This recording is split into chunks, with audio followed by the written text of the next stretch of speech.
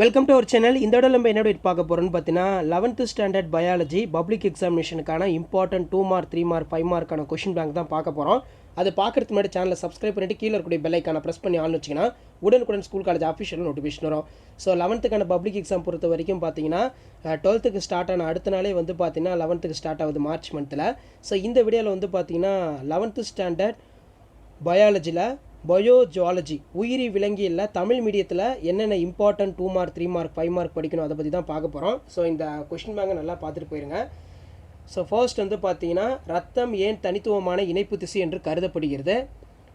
மண்புழுவின் பெரிஸ்டோமியம் மற்றும் புரோஸ்டோமியத்தை வேறுபடுத்துக. சிறுநீரக பணிகளை நெறிப்படுத்தும் 2 முக்கிய ஹார்மோன்கள் யாவை? நிணநீர் என்றால் என்ன? அதன் பணி யாது? தைராய்டு சுரப்பியின் அசினி பற்றி எழுதுக. குறுக்கு கலப்பு வரையறுக்கவும். பிளவு உடற்குழியினை உணவு பாதை உடற்குழியுடன் ஒப்பிடுக. தவளை இரத்தத்தின் பகுதி பொருட்கள் யாவை? வாத்தின் தனிப்பண்புகளை எழுதுக. சிற்றினம் கோட்பாட்டில் சார்லஸ் டார்வினின் பங்கு யாது? இரத்த வெள்ளையணுக்களின் வகைகளை குறிப்பிடுக. உடல் சமநிலை பேணுதல் பற்றி எழுதுக. ஆர்னித்தினின் சுழற்சி என்பது யாது? ஸோ இந்த ஆர்னித்தினின் சுழற்சி அடிக்கடி கேட்கக்கூடிய ஒரு முக்கியமான கொஸ்டின். அதே மாதிரி மண்புழுக்கள் எவ்வாறு சுவாசிக்கின்றன இதுவும் நல்லா படிச்சுக்கோங்க. அடுத்து பார்த்தீங்கன்னா ஸ்பைரோமீட்டரின் பயன்பாடுகள் யாவை? மெட்டிமோக்ளோபின் என்பது யாது? வெள்ளை அடிப்போஸ் திசுவை பழுப்பு அடிப்போஸ் திசுவிலிருந்து வேறுபடுத்துக. டயபெட்டிஸ் இன்சிபிடியஸ் நோயின் குறிப்பீட்டு பண்புகளை எழுதுக. சுடர் செல்கள் என்றால் என்ன? வெள்ளை அடிப்போஸ் திசுவை பழுப்பு அடிப்போஸ் திசுவிலிருந்து வேறுபடுத்துக.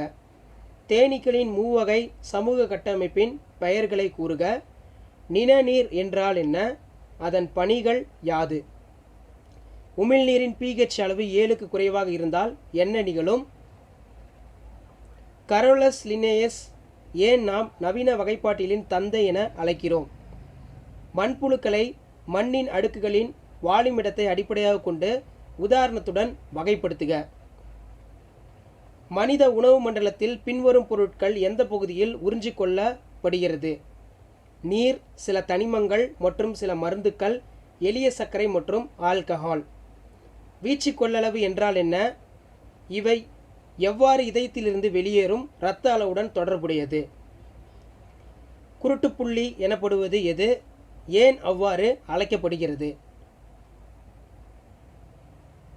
கலவி பரப்பு மற்றும் ஸ்வார்மிங் இடையே உள்ள வேறுபாடு யாது? இரத்த சுற்றேற்ற மண்டலத்தின் திறந்த மற்றும் மூடிய வகை இவைகளின் வேறுபாட்டினை எழுதுக. பித்த கற்கள் எவ்வாறு தோன்றுகின்றன? தூத்துக்குடி கடல் பகுதியில் முத்து குளிப்பவர்களுடைய இரத்தத்தில் ஏற்படும் மாற்றத்தையும் அதற்கான காரணங்களையும் குறிப்பிடுக. மின் முனையாப்பிக்கை என்பது கழிவு நீக்க மின் முனையாப்பிகத்தின் எதிர்மறையாகும். இந்நிலையில் ஆக்சோலம்களின் உட்பகுதி மற்றும் வெளிப்பகுதியில் காணப்படும் மின்னூட்ட தன்மையினை குறிப்பிடுக. அடுத்து பார்த்தீங்கன்னா SMGA என்பதன் விரிவாக்கம் மேலும் அவற்றின் உபயோகத்தை எழுதுக. உன் வகுப்பறையில் உயரத்தின் அடிப்படையில் பலவித மாணவர்கள் உள்ளன. அதற்கான காரணம் என்ன? அதை எழுதுக. BMI தான் இது. உடற்குழி அமைப்பின் அடிப்படையில் விலங்குகளை வகைப்படுத்துக. மனிதனின் இரத்த குழாயின் சுவர் பகுதியில் காணப்படும் அடுக்குகள் யாவை? நாம் யூரியாவை உட்கொள்வதில்லை, ஆனால் நம் உடலில் யூரியா உற்பத்தி செய்யப்படுகிறது. எதனால்? தசை மண்டலத்தின் கோளாறுகளை பட்டியலிடுக. கால் எலும்பின் அச்சு சட்டகம் பற்றி உனக்கு தெரியுமா? கால் எலும்பின் 3 இணைப்பு பகுதிகளை எழுதுக. அட்ரினல் சுரப்பியின் 3 பகுதிகளை எழுதுக. ஸோ அடுத்து வந்து பார்த்தீங்கன்னா நம்ம 3 மார்க் கொஸ்டின் பார்க்கலாம். ஸோ 3 மார்க்கில் என்னென்ன முக்கியம் அப்படின்னா மீன்களில் காணப்படும் காற்றுப்பைகளின் பண்புகளை குறிப்பிடு. மண்புழுக்கள் உணவனின் நண்பன் ஏன் என அழைக்கப்படுகிறது?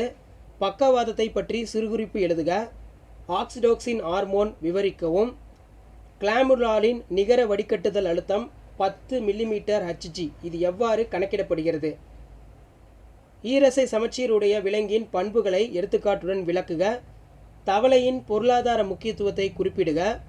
மனித சிறுநீரகத்தின் நீள்வட்டு தோற்றத்தை படம் வரைந்து பாகங்களை குறிக்கவும். அதிக ஒளியில் மட்டுமே நம்மால் நிறங்களை சிறப்பாக உணர முடிகிறது. ஏன்? கண்ணின் எப்பகுதியில் ஒளி உணர்விகள் கிடையாது. தைமஸ் சுரப்பியானது நாளமில்லா சுரப்பியாகவும் மற்றும் நிணநீர் உறுப்பாகவும் செயலாற்றுகிறது. இக்கூற்றிற்கான காரணத்தை தருக. கிளாடோகிராம் என்றால் என்ன? ஓர் உதாரணம் தருக. தவளை இரத்தத்தின் பகுதி பொருட்கள் யாவை? பித்த நீரில் செரிமான நொதிகள் இல்லை, இருப்பினும் செரித்தலில் முக்கியத்துவம் பெறுகிறது, ஏன்? சிவப்பு நிற தசையிலைகளை வெண்மை நிற தசையிலையிலிருந்து வேறுபடுத்துக. திடீரென சண்டையிடுவதற்கும் அட்ரினல் எவ்வாறு நமது உடலை தயார் செய்கிறது? சிறுகுடலில் மட்டும் உறிஞ்சிகள் உள்ளன, ஏன் இரைப்பையில் இல்லை? இது ஒரு முக்கியமான கொஸ்டின், கம்பல்சரியில் கேட்கலாம். சுவாச பாதையினை விளக்கும் தொடர் விளக்க வரைபடத்தை வரைக. இதய ஒலிகள் என்றால் என்ன? அவை எப்பொழுது மற்றும் எப்படி உண்டாக்கப்படுகிறது?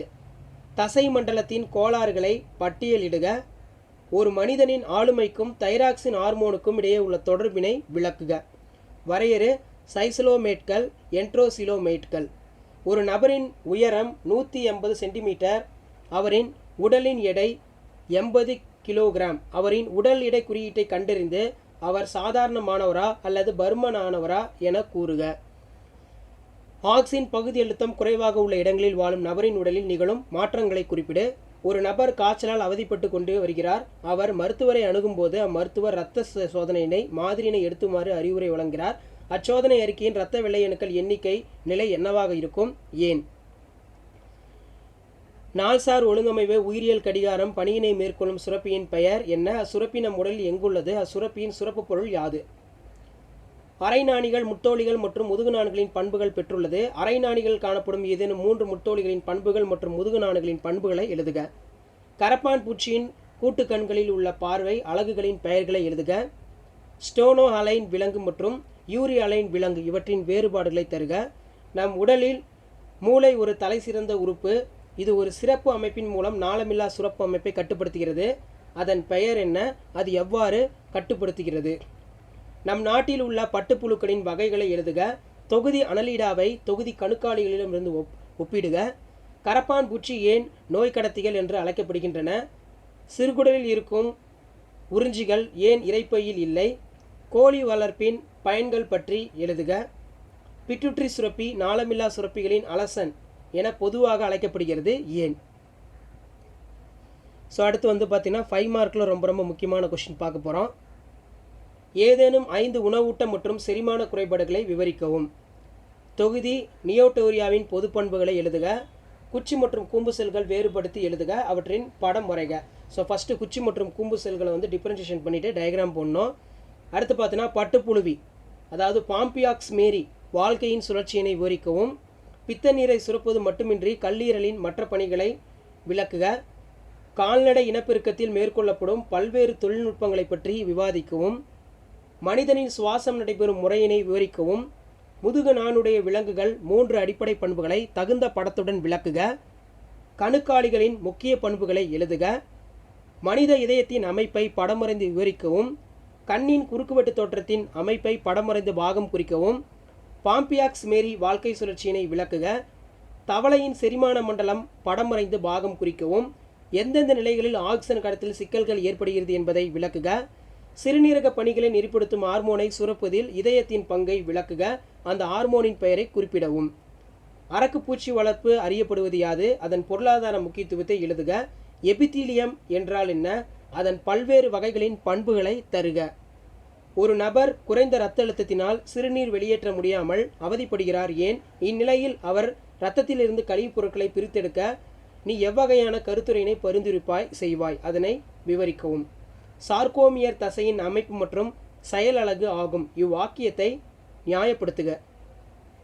செயற்கை விந்தூட்டம் வரையறுக்கவும். பசு, ஆடு மற்றும் எருமையின் செயற்கை முறை விந்தூட்டத்தின் வெற்றி வீதம் குறைவாக இருக்கும் பொழுது எந்த தொழில்நுட்பத்தை பயன்படுத்துவாய்?